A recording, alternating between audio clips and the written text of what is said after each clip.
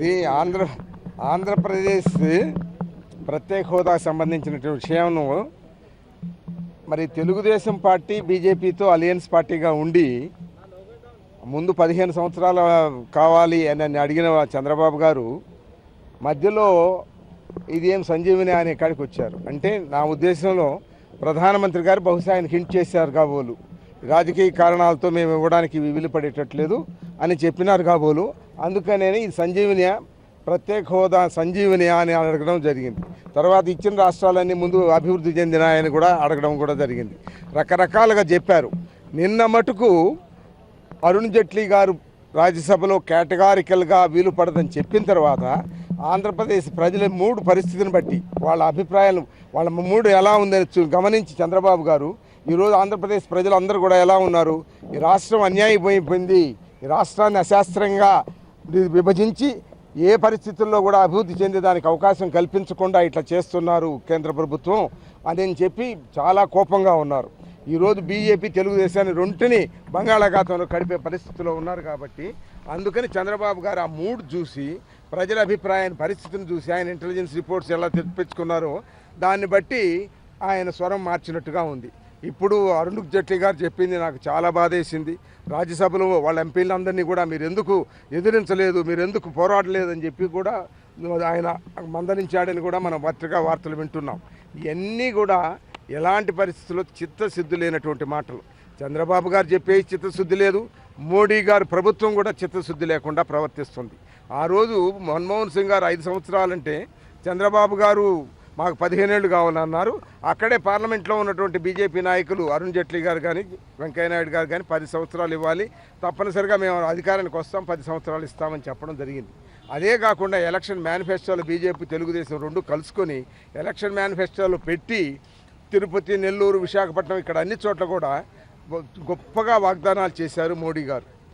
అది చాలా గొప్పగా చేశారు. 10 సంవత్సరాలు ఇస్తాం, బిల్లులో పొందుపరిచిన విషయాలన్నింటినీ కూడా మేము తప్పనిసరిగా నెరవేరుస్తామని చెప్పడం కూడా జరిగింది.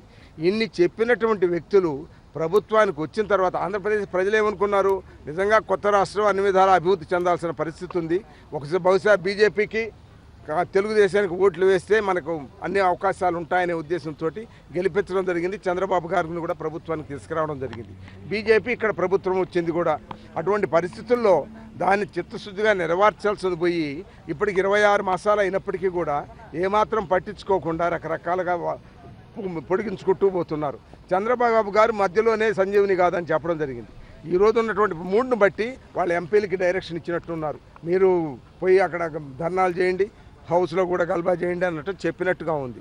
ఇది ఏమాత్రం చిత్తశుద్ధి లేనటువంటి విషయాలు.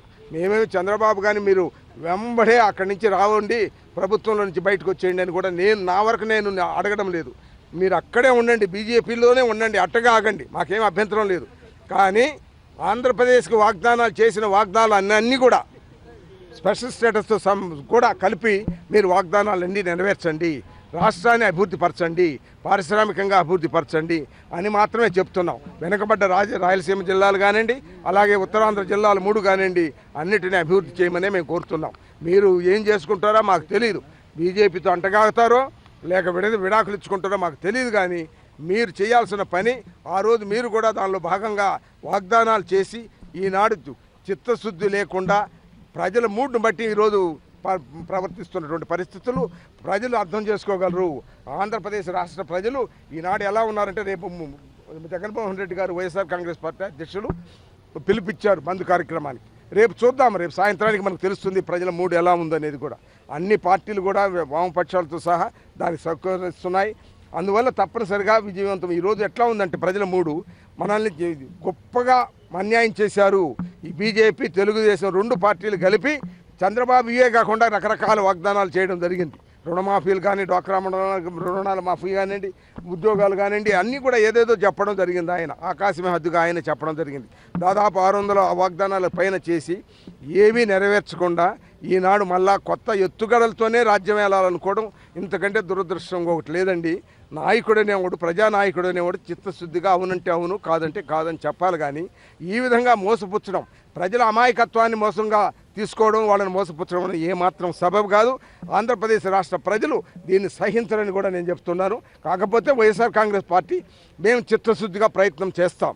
అది మా వల్ల అవుతుందో లేదో నాకు తెలియదు, కానీ మేము మటుకు తప్పనిసరిగా పార్లమెంట్లో కానీ ఎక్కడ కానీ బయట కానివ్వండి అన్ని సందర్భాల్లో కూడా ఈ రాష్ట్ర బాగోగుల కొరకు తప్పనిసరిగా మేము ఈ కార్యక్రమం చేయడం జరుగుతుంది. అది మా అభిప్రాయం. కేంద్ర మంత్రులు దూరంగా ఉన్నారు, ధర్నాకి ముక్కుబడిగా కనపడలేదు. ఏమిటో వాళ్ళ లోపల విషయాలు మనకు తెలియదండి. ఎందుకు బయట ఉన్నారో, ఎందుకు లోపల ఉన్నారో. బహుశా రేపు ఉత్తరప్రదేశ్ ఎలక్షన్స్ చూసుకున్న తర్వాత చంద్రబాబు గారు ఒకవేళ నిజంగా మోడీ గారు గెలవలేకపోతే రామ్ చెప్పే పరిస్థితులు కూడా రావచ్చు. చంద్రబాబు గారు బీజేపీకి ఇంతకుముందు చెప్పలేదా, నేను చేసిన పెద్ద బ్లండర్ బీజేపీతో కలవడం అని చెప్పలేదా ఆ రోజుల్లో? వాజ్పేయి గారు ప్రభుత్వం నుంచి బయటకు వచ్చేసిన తర్వాత, బయటకు వచ్చడం అంటే అంత టర్మ్ అయిపోయి వచ్చిన తర్వాత నేను చేసిన పెద్ద బ్లండర్ అని చెప్పారు. ఈరోజు కూడా రేపు బ్లండర్ అని చెప్తారు.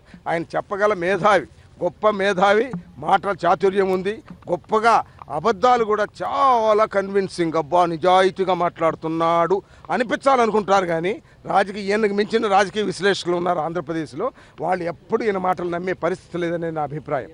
ఈనాడు ఆంధ్రప్రదేశ్కి తప్పనిసరిగా మోడీ గారు ఇవ్వాల్సిన అవసరం ఉంది. మాట చెప్పి పార్లమెంట్ డెమోక్రసీలో దానికి అసలు చిత్తశుద్ధి ఏముందండి, దానికి వాల్యూ ఏముందండి? ఆ విధంగా మనము పార్లమెంట్లో చెప్పిన విషయాలకే దిక్కు లేకపోతే ఇంకా పార్లమెంటు వ్యవస్థ మీద ప్రజలకు ఏమాత్రం నమ్మకం ఉంటుందండి? మీకు అనుకూలమైనవి చేసుకుంటారా, లేకపోతే ఎగరగొడతారా?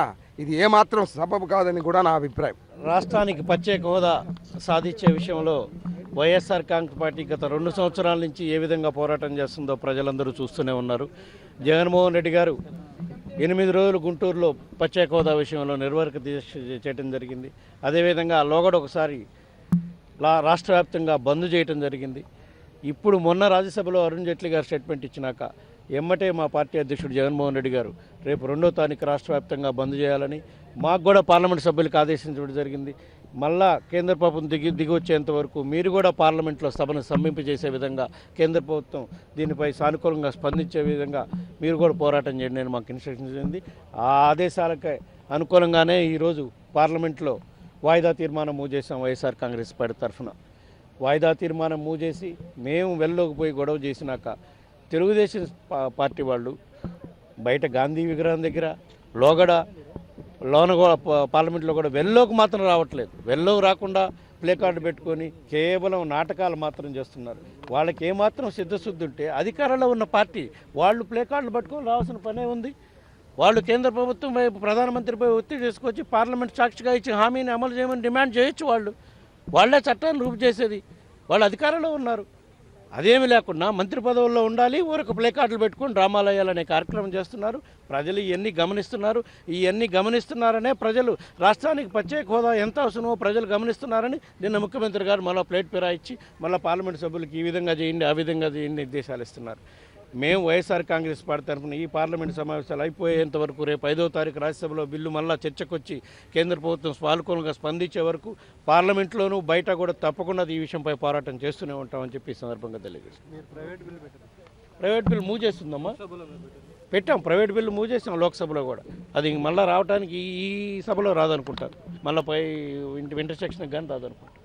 ఎందుకంటే మాది మళ్ళీ ప్రెసిడెంట్కి పోవాలి, ప్రెసిడెంట్ దగ్గర నుంచి అప్రూవల్ అయ్యి రావాలి. మళ్ళీ విభజన తర్వాత మొట్టమొదటి నుండి కూడా ప్రత్యేక హోదా కొరకు ప్రజల తరపున పోరాడింది వైఎస్ఆర్ పార్టీ. ఎన్నోసార్లు వైఎస్ఆర్ పార్టీ దీక్ష చేపట్టింది, నిరసన తెలియజేశాము. మా నాయకులు జగన్మోహన్ రెడ్డి గారు కూడా ఆమరణ నిరాహార దీక్ష మంగళగిరిలో చేపట్టింది తెలుసు. కనుక మొట్టమొదటి నుండి కూడా మాకు చట్టంలో అయితే ప్రత్యేక హోదా ఆంధ్రప్రదేశ్ ప్రజలకు ఇస్తామన్నారు. కనుక ఆంధ్రప్రదేశ్ అభివృద్ధి చెందాలంటే, నిరుద్యోగ సమస్య తీరాలంటే, పరిశ్రమలు రావాలంటే ప్రజలు కోరేది ఏమిటంటే ప్రత్యేక హోదా. ఆ రోజు కాంగ్రెస్ పార్టీ చెప్పింది, దానికి మద్దతుగా బీజేపీ కూడా చెప్పింది. కనుక ఈరోజు బీజేపీ అధికారంలో ఉంది కనుక ప్రజలకు హామీ ఇచ్చారు కనుక, చట్టపూర్వకంగా ఇచ్చారు కనుక, పార్లమెంట్ సభామూలకంగా తెలియజేశారు కనుక ఆంధ్రప్రదేశ్ అందరూ కూడా ప్రత్యేక హోదా ఎదురు చూస్తున్నారు అభివృద్ధి కొరకు.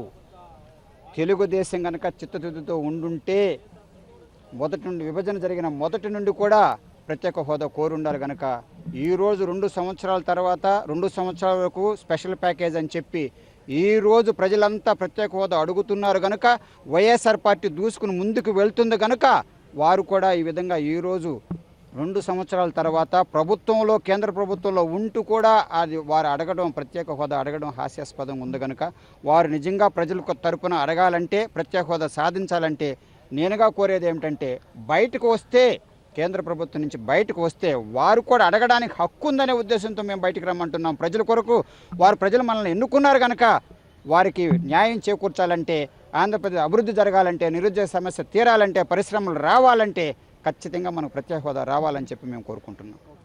ఏపీని 2014 ఫిబ్రవరిలో డివైడ్ చేయడం జరిగింది. రీఆర్గనైజేషన్ యాక్ట్ కింద తెలంగాణని సపరేట్ చేసేసి ఏపీ రీఆర్గనైజేషన్ యాక్ట్ కింద స్పెషల్ స్టేటస్ ఇస్తామని ఆ రోజు ఏదైతే ప్రామిస్ చేశారో అప్పటి ప్రభుత్వం కాంగ్రెస్లో మన్మోహన్ గారు, మన మాజీ ప్రధానమంత్రి గారు మన్మోహన్ గారు మనకి అప్పుడు హామీ ఇచ్చారు. ఆ హామీ టైంలో, ఆ సమయంలో అపోజిషన్లో ఉన్న బీజేపీ చాలా స్ట్రాంగ్గా అప్పుడు మనకు 10 years తప్పకుండా మీకు మేము ప్రభుత్వం వస్తే ఇస్తామని చెప్పడం జరిగింది. కానీ ప్రభుత్వంలోకి వచ్చిన తర్వాత ఆ మార్పులు అనేది ఎందుకు వచ్చింది, వాళ్ళలో ఏ కారణాల వల్ల వాళ్ళు స్పెషల్ స్టేటస్ ఇవ్వట్లేదు అనేది మటుకు ఎప్పుడు కూడా ఇంతవరకు క్లారిటీ ఇవ్వలేదు.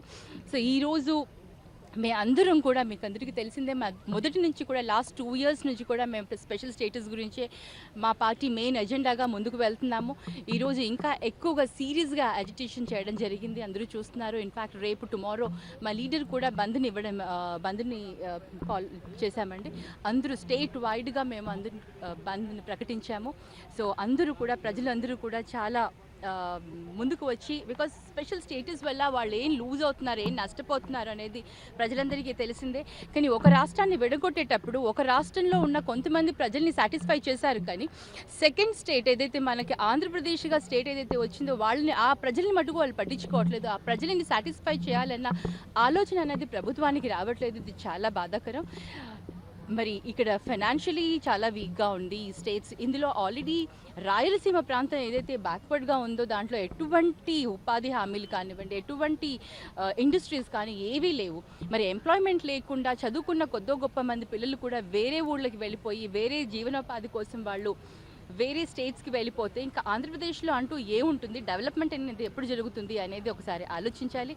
మరి ప్రత్యేక హోదాకు బదులుగా స్పెషల్ ప్యాకేజ్ ఏదో ఇస్తామన్నారు. ఆ స్పెషల్ ప్యాకేజ్ కూడా అసలు ఏది కూడా క్లారిటీ లేదు. ఇంతవరకు స్టేట్కి ఇచ్చిన ఫండ్స్ ఏంటి అనేది కూడా క్లారిటీ లేదు. వీళ్ళు చూస్తే బీజేపీ అంటారు మేము చాలా ఇన్ని క్రోర్స్ ఇచ్చాము అంటారు, ఇక్కడ టీడీపీ చూస్తే అంటారు మాకు అసలు ఏమీ ఇవ్వట్లేదు, సరిగ్గా ఏ ప్రాజెక్ట్కి కూడా సరిగ్గా ఇవ్వట్లేదు అంటారు. ఎక్కడ కూడా క్లారిటీ అనేది లేదు. మరి ఈ స్పెషల్ ప్యాకేజ్కే వీళ్ళు ఇంత కన్ఫ్యూజన్లో ఉంటే, we don't want special package, we want special status, మాకు స్పెషల్ స్టేటస్ కావాలి. మీరు స్పెషల్ స్టేటస్ కంటే మీకు ఎక్కువగా ఇస్తాము అనేసి బీజేపీ అంటున్నారు. మాకు ఎక్కువ వద్దు, మాకు ఏదైతే మీరు ప్రామిస్ చేశారో ఫ్లోర్లో అదే మీరు మాకు ఇవ్వండి. స్పెషల్ స్టేటస్ ఇస్తే ఆటోమేటిక్గా అన్నీ వస్తాయి. ఏదైతే ట్యాక్స్ బెనిఫిట్ వస్తుందో ఇండస్ట్రీస్ అందరూ కూడా వచ్చి ఆ స్టేట్లో వాళ్ళు పెట్టేసి స్టేట్లో వాళ్ళు కూడా బిజినెస్ పరంగా బెనిఫిట్ పొందుతారు. కాబట్టి ఆంధ్రప్రదేశ్కి ఎక్కువగా వచ్చేందుకు ఆల్ ఇండస్ట్రియలిస్ట్ అందరూ కూడా వచ్చి అక్కడ ఎస్టాబ్లిష్ చేయడానికి వీలవుతుంది. అలాగే ఎంప్లాయ్మెంట్ అనేది వస్తే ఫైనాన్షియలీ మనకి, ఎకనామికల్లీ మనకి డెవలప్మెంట్ అనేది అవుతే స్టేట్లో మనం ఎదగడానికి చాలా తొందరగా ఉంటుంది. యాక్చువల్లీ ఇప్పుడు చూస్తే మటుకు ఆంధ్రాలో ఉన్న 13 డిస్ట్రిక్ట్స్లో ఎక్కడ కూడా మనకు 1-2 కాన్సన్ట్రేషన్ చేసి మన సీఎం గారు 1-2 డిస్ట్రిక్ట్స్ని మటుకు కాన్సన్ట్రేట్ చేసి డెవలప్ చేస్తున్న మిగతా బ్యాలెన్స్ డిస్ట్రిక్ట్స్ అన్నీ కూడా వెనుకబడి ఉన్నాయి. ఇంకా ఇలాగే స్టేట్ గవర్నమెంట్ కనుక పట్టించుకోకపోతే ఇంకా వెనుకబడేదానికి చాలా అవకాశం ఉంది. మనం తప్పకుండా మేము వైఎస్ఆర్సీపీ నుంచి వి ఫైట్. ఇది మనకు స్పెషల్ స్టేటస్ వచ్చేంత వరకు వాళ్ళు అర్థమయ్యేలాగా మేము హౌస్లో అజిటేషన్ చేస్తామండి.